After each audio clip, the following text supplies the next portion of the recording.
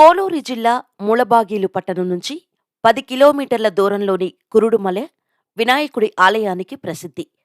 చోళుల కాలంలో ఆలయాన్ని నిర్మించినట్టుగా భావిస్తారు. ఇక్కడ ఆలయంలో మొక్కుకుంటే కోర్కెలు నెరవేరుతాయనే విశ్వాసం. అందుకే నిత్యం వందల సంఖ్యలో భక్తులు ఆలయాన్ని సందర్శిస్తుంటారు. ఇక్కడ వినాయకుడి విగ్రహం 13.5 అడుగుల ఎత్తు ఉంది. సుమారు 14 అడుగుల ఎత్తు ఉన్న ఈ భారీ విగ్రహం ఏకసాలగ్రామశిల త్రిమూర్తులు ప్రతిష్ఠించారని ప్రతీతి. త్రిమూర్తులైన బ్రహ్మ, విష్ణు మరియు మహేశ్వరుడు కలిసి స్వయంగా ప్రతిష్ఠించారని ఇతిహాసం చెబుతోంది. ఈ విగ్రహానికి విజయనగర రాజులు దేవాలయాన్ని నిర్మించారు. మరి ఈ దేవాలయ చరిత్ర ఏంటో, దేవాలయంలో కొలువైన గణపతి యొక్క మహిమలేంటో ఇప్పుడు మనం తెలుసుకుందాం. స్థల పురాణం. త్రిపురాసుర సంహారానికి ముందు త్రిమూర్తులు ఈ గణపతిని పూజించి కార్యవిఘ్నాలు తొలగించుకున్నారని, త్రేతాయుగంలో ఈ స్వామిని సేవించి రాముడు లంకకు పయనమయ్యాడని, ద్వాపర యుగంలో శ్రీకృష్ణుడు స్వామిని సేవించాడని, పాండవులు స్వామిని సేవించారని అక్కడ స్థల పురాణం తెలుపుతుంది. శ్రీకృష్ణదేవరాయలు వారికి స్వామి కలలో కనపడి ఆ గుడికి ప్రాకారం నిర్మించమని ఆదేశించటం వల్ల ఆయన కట్టించారని అక్కడ శిలాశాసనం ద్వారా తెలుస్తుంది. పూర్వకాలంలో దీనిని కూటాద్రి అని పిలిచేవారని, కాలక్రమంలో అది కాస్త కురుడుమలిగా పేరుగాంచినదని చరిత్రకారులు తెలుపుతున్నారు. ఆర్కియాలజీ వారు ఈ గుడిని సుమారు 2000 ఏళ్ల కిందటదని పేర్కొన్నారు. ఈ గుడి మొత్తం ఏకశిలతో నిర్మితమైనది. కౌండిన్య మహాముని ఈ ప్రాంతంలో నేటికీ ఉన్నారని, ప్రతి రాత్రి వచ్చి స్వామిని దర్శించుకుంటారని అక్కడి వారికి అపారమైన నమ్మకం. అందుకు ఆధారాలు లేకపోలేదు.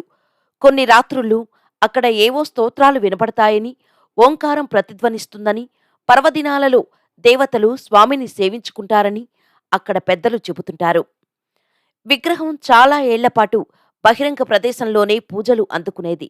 ఆ తర్వాత ఈ విగ్రహానికి విజయనగర రాజు శ్రీకృష్ణదేవరాయలు దేవాలయాన్ని నిర్మించారని చారిత్రక ఆధారం ద్వారా రుజువైంది. ఇక్కడ ప్రాశస్త్యం ఏంటంటే, మీరు అనుకున్న పనులు జరగక విఘ్నాలు విసిగిస్తుంటే స్వామి దర్శనం మాత్రం చేత ఆ అడ్డంకులు తొలగిపోయి మంచి జరుగుతుందని ప్రగాఢ విశ్వాసం. అక్కడ ఉన్న శక్తి మనకున్న దోషాలను, అరిష్టాలను పారద్రోలి మంచి సమయం మొదలవుతుందని ప్రశస్తి. ఏదైనా కొత్త పని మొదలుపెట్టే ముందు బాధలతో సతమతమయ్యేవారు తప్పక దర్శించి ఆశీస్సులు తీసుకుంటే వారి పనులు నిర్విఘ్నంగా, అద్భుతంగా పనులు పూర్తవుతాయని చరిత్ర చెబుతోంది. ఈ ఆలయాన్ని ప్రతినిత్యం వందల కొద్దీ భక్తులు సందర్శించి దేవుని ఆశీర్వాదాలు పొందుతుంటారు.